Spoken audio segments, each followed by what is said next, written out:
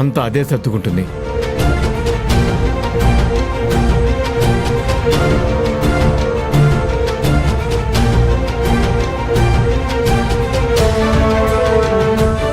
అంత సర్దుకోవడానికి మీరు సమయం ఇవ్వండి.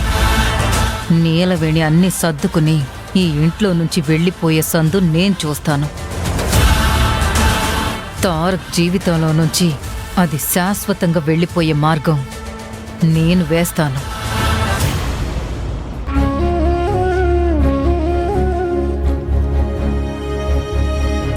నీలవేణి, మనమిద్దరం భార్యాభర్తలం.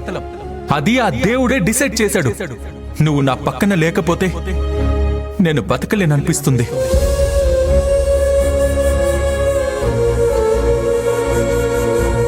స్వేచ్ఛ చచ్చిపోయిందని చెప్పాను, కానీ బతికున్న స్వేచ్ఛ తారక్ని ఎలాగైనా తిరిగి కలవకుండా ఉండగలదా?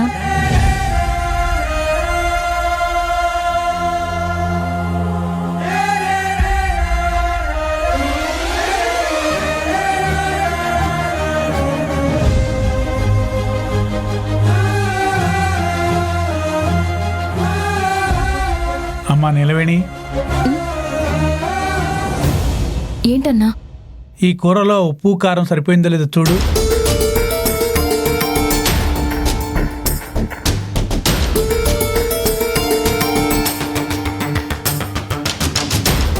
ఎలా ఉందమ్మా?